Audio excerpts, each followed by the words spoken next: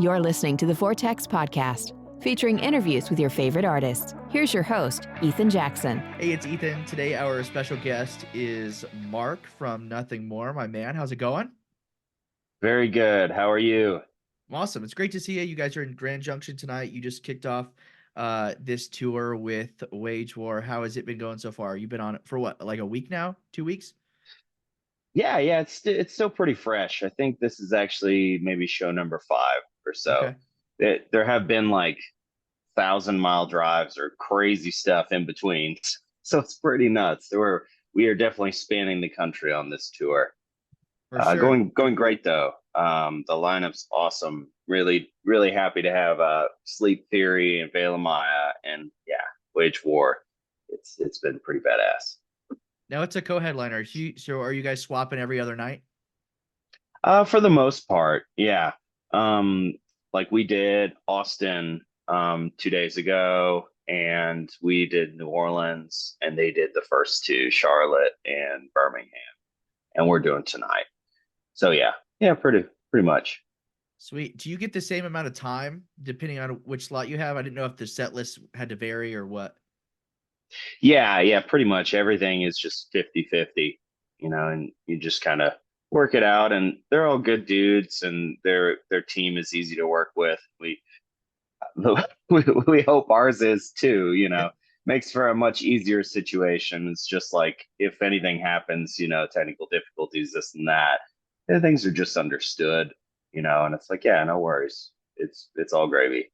So Absolutely. Well, hey, let's talk about the new record, CARNAL. You guys just announced recently. It comes out on June 28th. From what I understand, you guys have been working on this for a minute. I feel like I heard you guys talk about working on new music right after Spirits came out. So tell me a little bit about how long it's been to get this record put together and how excited you guys are to have it out there.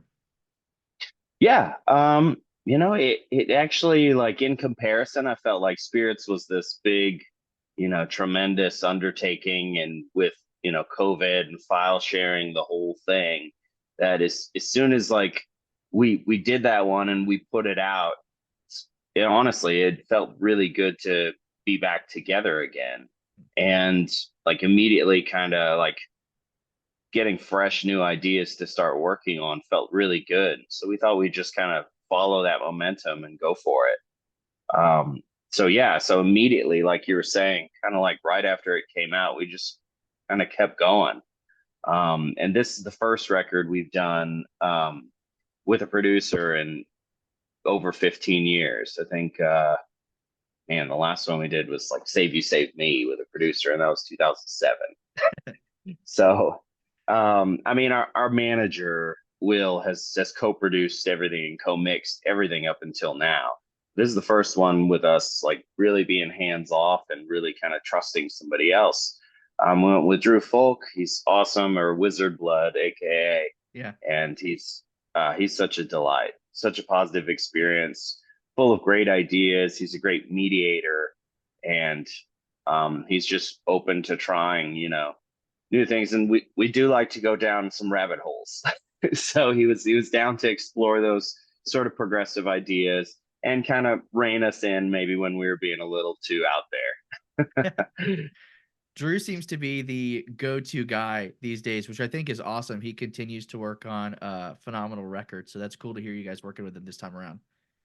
Yeah, I'm very happy. You're right. He does. He is getting around. For sure. You guys just put out House of Sand with Eric from I Prevail. That one, it's a heavy one for you guys. It's a little on your heavier side. The video is great. Tell me about getting Eric in on this one. Yeah, we actually just flew him down to Austin. I saw It's that. kind I of a was hometown jealous. show. Yeah. We were nervous though because the weather was horrible, and we've been Oh, wanting to play Stubbs barbecue outdoors for a long time. We grew up seeing a bunch of amazing shows there, so to finally play outside, and then there being crazy storms, it's like we had to move the whole show for like 4 hours earlier, and that way both bands could play. We were both going to do like 45-minute sets, which is frustrating. But everyone showed up, man. There were still two, yeah, thousands of people there, and they were still all jamming, all singing. even in the rain, and getting soaked. And that was amazing. He was awesome. Eric came out. He crushed it. It was definitely even a tease, to only like do one song. It's like, you want to do some other stuff? Right. um, yeah, he's a amazing human, very positive as well. I had showed him a lot of the demos we were working on actually over the summer. We did some festivals in Europe together, and we kind of bonded and became friends. And so I sent him the stuff early on, and really just kind of had him almost like, just, hey man, take your pick. Like, we would love to have you on any of these. We respect your band, we love your scream, we love your singing voice, and just let us know. And immediately he's like, dude, I want to do house. Can I do that one? It's like, hell yeah, let's make it happen. So I'm That's awesome. glad, fast forward 9 months or whatever, and it's out to the world and it's crushing. Absolutely. The video is great too. And you guys did something really cool this time around, kind of a callback to the This Is the Time video, where you included the album intro as part of the video. What was the choice to use Carnal here instead of just do House of Sand? Right. Well, it actually kind of, timing wise, worked out kind of perfectly. We ended up dropping the song. The video, we weren't ready yet. There were some hiccups and some complications. It just didn't look right yet, and we needed a few more edits on things. And we thought, we originally, yeah, just really wanted to do the intro, to do Carnal, and we are sort of the extra credit band. We like to do, all these interludes and segues and instrumental tracks. So it's fun to be true to our roots and continue that. Especially like you're saying, that it worked really well for Ocean Floor, and it's fun to be creative and not just, I don't know, do the typical, you can only do songs type of thing. So it was neat to do that. And like I was saying, the song came out, and then several days later, it's like the video came out with this extended sort of intro, and that's like the only place you can hear it, which makes it special, for those that want to go and watch the video.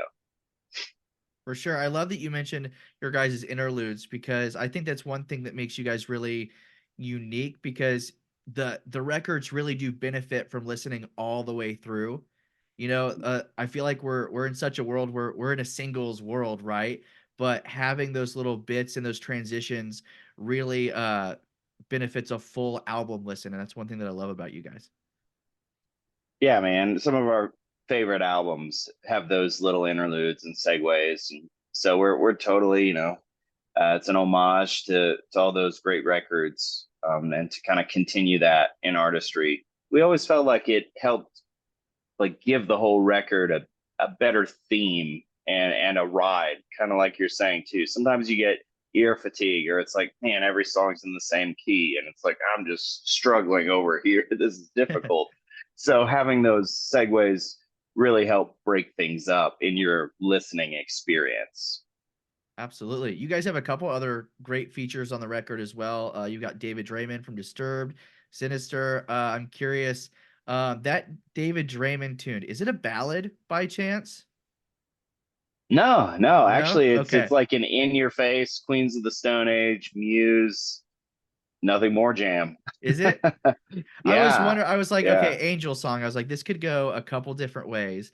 But working with David, how is that getting him on the record? I know he's a big supporter of um maybe younger bands. They started back in the early 2000s, and he's always pushed younger bands forward. And you guys are obviously established, but he still works with Falling in Reverse and all those guys as well. So Yeah, he's been, like you're saying, he's been an advocate of ours for several years. We did a tour with them in 2016, and we're so stoked to be on that whole run with them, just around the U.S. and in Mexico and Canada too, which was awesome. Not only are they a great band, arena band, but they're still crushing it as people too, and they're really nice, and they do have a heart for the scene. I remember Dan, their guitar player, early on. I think it's 2014.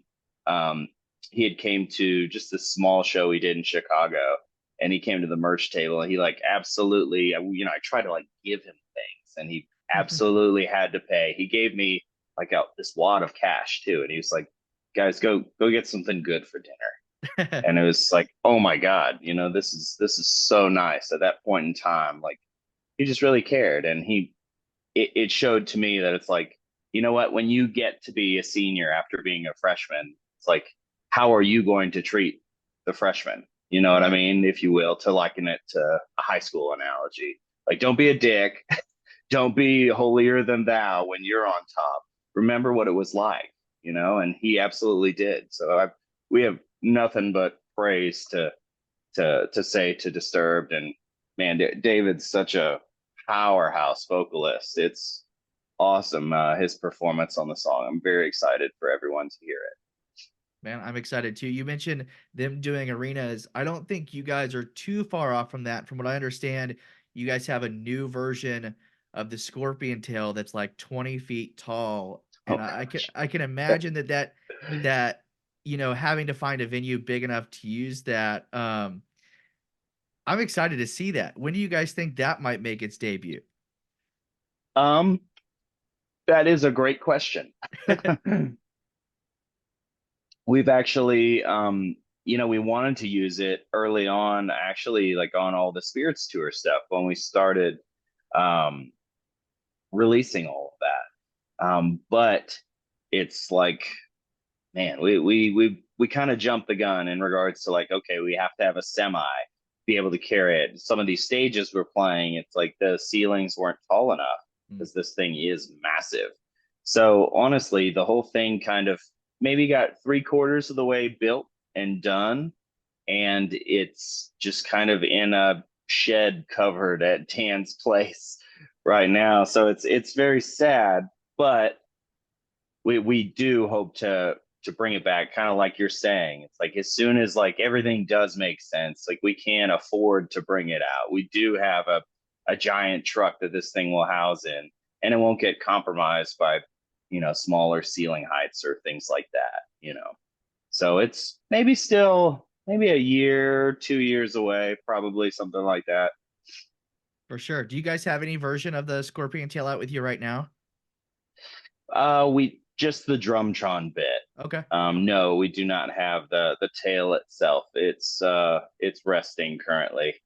But it's nice to kind of change things up. We're kind of doing this little drum medley, um, like a Johnny versus Ben thing. That's been kind of fun on this tour because we do have something we don't take advantage of, which we should do more. Is we do have two great drummers in the band, and that's something we're very proud of our stage show. And we always try to entertain and then put on a good show rather than just playing the songs. Do something a little different for everyone that decides they do want to come to the show. So, we're always constantly thinking of new things and keeping it fresh for ourselves too. Absolutely. I think that the Skrillex cover has become like iconic at this point, I know it's been a minute since you guys have done it, but I think that a lot of people when they think about nothing more, they think about that. So, real quick before I let you go, I know you're a beer guy. Oh And yeah. I am not a big beer guy. I like barely dip my toes into it. I'm a sours guy. I like sours Yeah. quite a bit. So I'm curious if Okay. somebody else looking at sours, what are like some good recommendations that you would give? Oh gosh. I mean, it's hard. Well, where are you based right now? Kansas, about an hour away from Kansas City. Okay. Okay, good. Actually, I know like Four Hands in St. Louis is pretty good. They have some great stuff there. I do have a big love for beer. You probably get Prairie Artisan Ales in your area Mm. too. They're Oklahoma City, and they have some excellent sours actually. I would definitely recommend trying some of their stuff. They get a little silly. They're little S's, which is like the Skittles beer, and then Okay. they have a pink guava funk, which is silly. Those are all the diabetes beers that like real beer drinkers are like, "Bruh, this is just Right. sugar," which yeah, but it's interesting. It's neat what they can do to a beer, and I am all things beer. I do not discriminate.